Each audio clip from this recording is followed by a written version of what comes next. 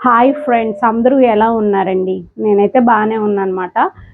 మనము రీసెంట్‌గా ఒక న్యూస్ విన్నాం కదా! యూఎస్‌లో చార్లీ కర్క్ గారు చనిపోవటం అనేది జరిగింది కదండీ! సో, ఇది యావత్ క్రైస్తవ సమాజానికి చాలా దుఃఖకరమైన విషయం అండి.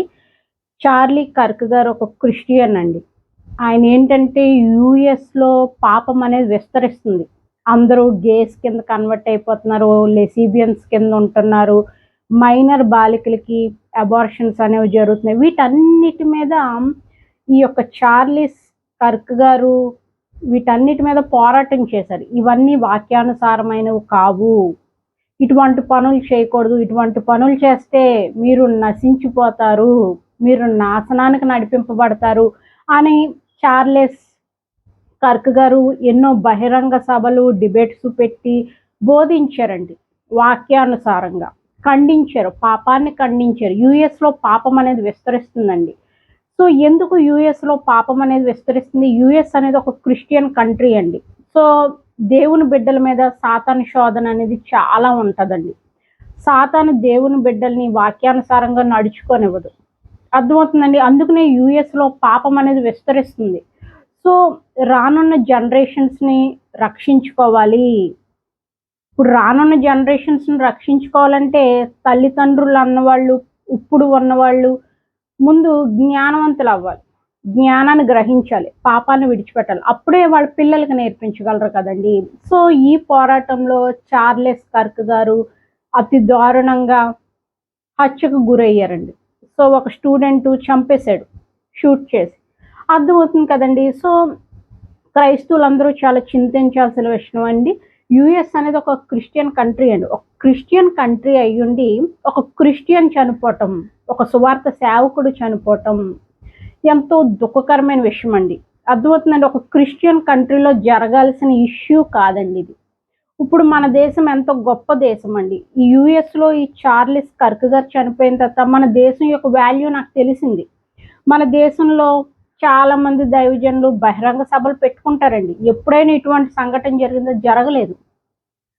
అర్థమవుతుందండి. మనది హిందూ కంట్రీ అంటారు. కాకపోతే అది రాంగ్. అన్ని మతస్థులు ఉంటారు. అర్థమవుతుందండి. సో, చక్కగా మన కంట్రీ ఎంత సంరక్షణ చేస్తుందండి మన పౌరుల్ని. అర్థమవుతుందండి. సో, మన కంట్రీ చాలా గ్రేట్ అండి. సో, ఎన్నో బహిరంగ సభల్లో చాలామంది సువార్త సేవ చేస్తున్నారు. బహిరంగ సభలు పెడుతున్నారు. లక్షల్లో జనాలొస్తున్నారు. కానీ ఇటువంటి భయంకరమైన దుస్థితి ఎవరికీ పట్టలేదు. అర్థమవుతుందండి. మన కంట్రీ అనేది చాలా గ్రేట్ కంట్రీ. మన నాయకులు చాలా గ్రేట్ అండి. చక్కగా పరిపాలిస్తున్నారు. అన్ని మతస్థులున్నా మనమందరం సమైక్యంగా ఉన్నాం. అది చాలా ఇంపార్టెంట్. అది ఆ యూఎస్ అనేది క్రిస్టియన్ కంట్రీ. అక్కడ సమైక్యత లేదు. అక్కడ సత్యాన్ని స్వీకరించలేకపోతున్నారు. చార్లెస్ కర్క్ గారు సత్యాన్ని బోధించారండి. మైనర్ బాలికలకి అబార్షన్ చేయకూడదు. అదేవిధంగా పెళ్లికి ముందే సెక్స్ చేసుకోకూడదు. గేస్ కింద ఉండకూడదు. లెస్బియన్స్ కింద ఉండకూడదు. మగవాళ్ళు మగవాళ్ళని పెళ్లి చేసుకోకూడదు. ఆడవాళ్ళు ఆడవాళ్ళని పెళ్లి చేసుకోకూడదు. గన్ కల్చర్‌ని కూడా ఖండించారండి. సో, గన్ కల్చర్ వల్లే చార్లీ కర్క్ గారు చనిపోవటం అనేది జరిగిందండి. యూఎస్‌లో ప్రతి ఒక్కళ్ళ దగ్గర గన్ అనేది ఉంటదండి. అదే గన్ కల్చర్ మాట. అంటే అక్కడ దుండగులు ఎక్కువమంట. దొంగలెక్కువ. యూఎస్‌లో దొంగలెక్కువ గాబట్టి వాళ్ళకి గన్ కల్చర్‌ని ప్రవేశపెట్టారు. అర్థమవుతుందండి. మంచి మనుషులుంటే గన్ ఎందుకండి? యూఎస్‌లో మంచి మనుషులు తక్కువ. దొంగలు, హంతకులెక్కువ. వాళ్ళు రోడ్ల మీద తిరుగుతారనుకుంటా. అందుకనే గన్ కల్చర్‌ని ప్రవేశపెట్టారు మాట. ఆ గన్ కల్చర్ ఉంది. ఈ బహిరంగ సభల్లో నేను ప్రసంగం ఇస్తే, పాపాన్ని ఖండిస్తే నన్ను చంపేస్తారు అని కూడా చార్లీ కర్క్ గారికి తెలుసండి. అయినా కూడా ఆయన ఎంతో ధైర్యంగా ఆయన ప్రాణాన్ని కూడా లెక్క చేయకుండా ఎన్నో బహిరంగ సభల్లో పాల్గొన్నారు. సత్యాన్ని బోధించారు. పాపాన్ని ఖండించారు. సో, ఆ పాపాన్ని ఖండించేటప్పుడు ఆయన షూట్ చేసి చంపేశారండి. సో, నేను చాలా బాధపడ్డానండి. ఒక క్రిస్టియన్ కంట్రీలో ఒక క్రిస్టియన్‌ని అంత దారుణంగా బహిరంగ సభల్లో అంత దారుణంగా షూట్ చేసి చంపేశారా? యావత్ ప్రపంచం చూసారండి. యావత్ ప్రపంచం ఆయన యొక్క మరణాన్ని చూసారన్నమాట.